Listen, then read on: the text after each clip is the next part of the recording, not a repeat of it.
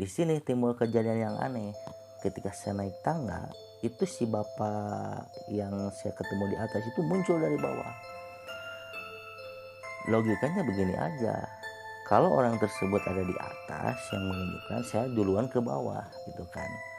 Dan itu ke bawah itu jalurnya memang saya cepat ya, pakai lift, kemudian juga pakai tangga. Tiba-tiba seorang tersebut ada di bawah muncul lah, saya kaget gitu kan. Teman saya itu menyaksikan di belakang bapaknya itu gitu. Di belakang bapaknya itu ada sosok tinggi besar, hitam dan berbulu gitu. Nah itu yang mungkin teman saya yang takut gitu. Cuman yang saya tangkap bapaknya yang aneh gitu, kok tiba dari bawah ke atas pedang.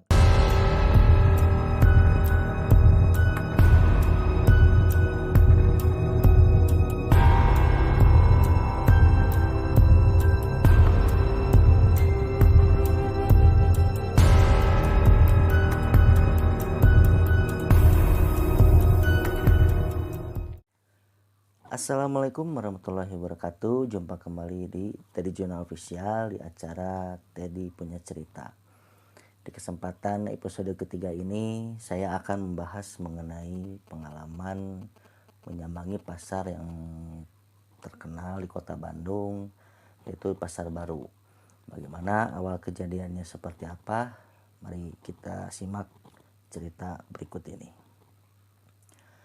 Jadi pada awal mulanya ketika cerita kenapa ada cerita Pasar Baru berhantu, ketika waktu itu di tahun 2015 saya dan teman saya pergi ke Pasar Baru karena mengikuti arahan dari guru spiritual saya untuk mencari sebuah minyak.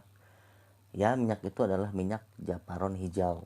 Kenapa disebut minyak japaron hijau? Karena merupakan salah satu media spiritual. Nah, yang banyak terjadi di pasaran adalah minyak japaron merah. Nah, minyak japaron merah itu berfungsi untuk merajah. Jadi bisa dirajah di kulit ataupun misalnya di benda pusaka. Nah, kita lanjut ke acara saya mau ke Pasar Baru.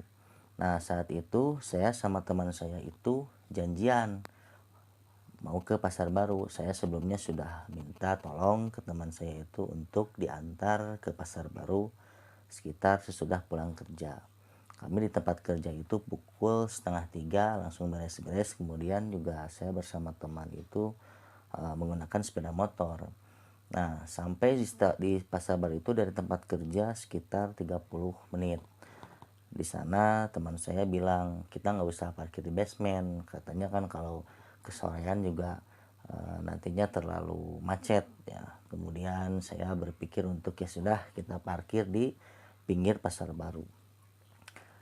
Kejadian normal, tidak ada yang aneh. Kemudian saya naik tangga, kemudian juga masuk ke lobi Pasar Baru untuk menuju ke lantai 3 karena memang ada informasi banyak menjual minyak, kemudian juga oleh-oleh dari Mekah ya, tentunya itu banyak di lantai 3 di Pasar Baru. Nah, tanpa berpikir lama saya mencari beberapa pedagang yang memang di etalasenya menjual minyak, tapi nihil gitu. Kebanyakan yang dipajang itu adalah sejadah, kemudian juga alat-alat sholat, kemudian juga air zam-zam.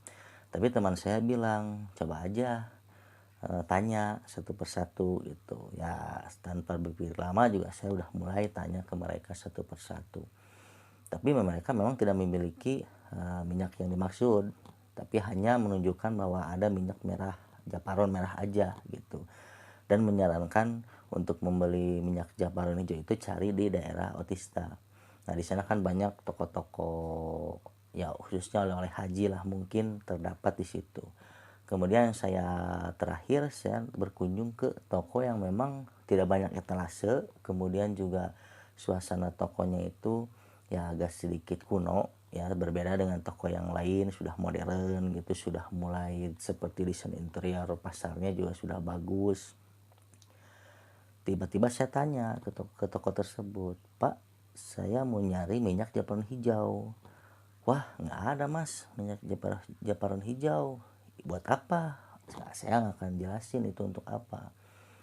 Ya intinya saya mau cari aja minyak balon hijau. Kemudian beliau menyarankan untuk coba cari di pasar di bawah. Karena kan biasanya ada di tukang seperti yang jual bunga, kemudian juga air mawar ya, kalau bahasa Sunda itu namanya tukang rampe. Nah, saya tidak berpikir bahwa emang ada gitu kan, tapi karena memang tujuan saya harus ada itu minyak, saya cari. Ya udah, saya pergi ke basement di lantai bawah.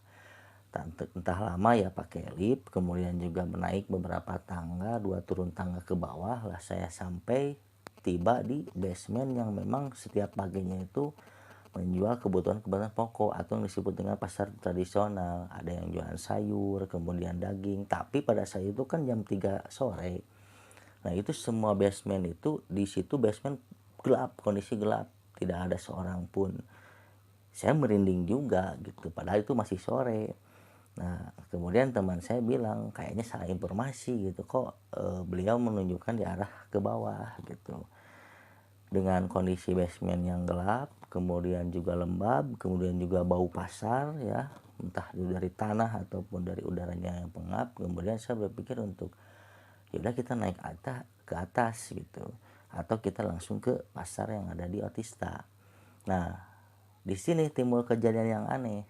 Ketika saya naik tangga, itu si bapak yang saya ketemu di atas itu muncul dari bawah.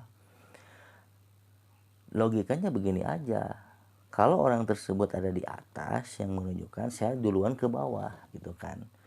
Dan itu ke bawah itu jalurnya memang saya cepat ya, pakai lift, kemudian juga pakai tangga. Tiba-tiba si orang tersebut ada di bawah muncul lah, saya kaget gitu kan, kok ada gitu orang tersebut gitu. Dan kemudian saya nggak nanya, dan saya hanya aneh kemudian juga heran. Dia menatap saya cuman bilang, "Mas, udah ketemu barangnya?" Lah saya sambil menengok ke teman saya juga, sama kok, dalam waktu sekejap beliau sudah ada di bawah gitu. Nah, itu adalah salah satu keanehan. Nah, teman saya karena memang kondisinya dia penakut, kemudian juga dari sisi ya situasionalnya juga udah nggak serius ya. Ya sudah, untuk kita untuk memutuskan untuk cepat-cepat keluar dari pasar tersebut dengan rasa ketakutan dan tidak berpikir habis, kok bisa gitu kan, eh, dia lagi di atas, di lantai 3 ke atas, tiba-tiba saya ke bawah, dia muncul dari bawah ke atas gitu kan. Tapi saya sebenarnya berpikir positif gitu, mungkin setelah saya ke bawah dia mengikuti atau ada ngambil apa kayak gitu kan. Tapi kalau dari segi logika yang akan mungkin gitu kan, karena harus melewati beberapa toko, kemudian juga kalau pakai tangga itu pakai waktu gitu, kecuali dia satu lift sama saya gitu. Tanpa berpikir lama kemudian juga sudah keluar dari sana. Ya, teman saya tuh seperti dia keringat dingin gitu. Kemudian juga pada saat di dalam pasar di basement itu dia nggak cuman bilang, wah ada yang nggak beres gitu kan, yang ya udah kita keluar aja gitu kan. Nah, setelah dia keluar, kita mau ke parkiran motor, dia cerita, nah kamu perhatikan nggak gitu kan si bapak itu. Ya perhatikan gitu, layaknya normal orang seperti biasa gitu. Tapi teman saya itu menyaksikan di belakang bapaknya itu gitu.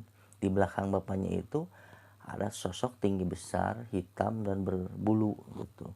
Nah, itu yang mungkin teman saya yang takut gitu. Cuman yang saya tangkap bapaknya yang aneh gitu. Kok tiba dari bawah ke atas, sedangkan saya mau turun lagi ke bawah, siapa tahu di lantai paling dasar itu memang ada orang yang berjualan gitu. Ternyata memang kondisinya si pasar itu memang sudah tutup, tidak buka lagi, karena bukanya kan di pagi hari gitu. Nah, di situ ada keanehan muncul ya. Kondisi teman sudah seperti itu, ya sudah saya ambil keputusan bahwa yaudah kita tinggalin aja, anggap aja lah itu kejadian atau memang orang yang jin yang merupain orang gitu. Setelah berpikir lama, kita lanjut pakai motor ke pasar yang ada di Otista. Nah, sedang lama di Otista, teman saya itu masih gemetar, kemudian juga tidak percaya. Dan di situ saya tenangkan, saya belikan minum, yuk kita makan dulu aja, jangan dulu kita beresin lah. Nah setelah itu, setelah makan, kita makan di Otista itu kalau nggak salah deket channel Elizabeth. Nah saya menanya ke teman saya, mau makan channel nggak gitu kan. Nggak, apa, saya nggak nafsu makan dengan kondisi yang tadi, mungkin dia sedikit shock gitu. Setelah itu saya makan, kemudian juga mencoba menenangkan teman saya. Setelah itu juga saya nanya ke dia, emang sosok seperti apa yang kamu lihat? Sosoknya tinggi besar, berbulu, tetapi dihalangi oleh si bapak-bapak itu. Jadi si bapak itu posisinya ke atas, nah sosok itu di belakangnya gitu. Mungkin yang dia takut adalah sosok yang di belakang bapak itu. Cuman kalau saya berpikir anehnya itulah si bapaknya gitu, kok tiba-tiba bapaknya dari atas terus sudah ada di lantai basement, kemudian bisa naik lagi dengan waktu yang memang cepat gitu. Setelah di Otista kita makan, kemudian saya menyambangi toko yang memang dimasukkan oleh beberapa pedagang yang ada di Pasar Baru. Memang tempatnya tertutup, kemudian minyak yang dijual juga bukan produksi dalam negeri ya, tapi memang impor dari Turki. Dan saya setelah itu saya BBM guru spiritual saya itu, Pak, memang susah gitu kan mencari Javaron hijau itu. Nah dia di chat BBM itu ketawa gitu kan, kamu akan dapat di Bandung gitu kan, karena memang minyak itu nggak dijual secara umum gitu, karena memang ya impor itu ada yang jual minyak itu, cuman per 1 milinya itulah 700.000. Kondisi di 2015 uang 700.000 itu bagi saya gede. Saya berpikir untuk cari di tempat yang lain. Nah mungkin bisa dapat di tempat yang lain. Nah setelah saya berakhir diskusi di BBM, nah saya sebenarnya kasihan sama temen gitu kan, setelah tadi mengalami mungkin dari sisi kebatinan dia melihat sosok lah di basement Pasar Baru. Artinya adalah dengan kemunculan makhluk seperti itu ya bisa dipastikan bahwa memang terjadi perkumpulan energi di situ, dan memang dinampakkan ke teman saya yang memang dinding spiritualnya itu lemah gitu. Oke teman-teman, dari saya cukup sekian. Semoga pengalaman yang saya sampaikan bisa menambah cerita mistis, dan juga kita tetap selalu berpikir positif. Semoga sehat selalu. Sampai berjumpa lagi di episode berikutnya. Jangan lupa di share, like, comment, and subscribe. Assalamualaikum warahmatullahi wabarakatuh. Salam Rahayu.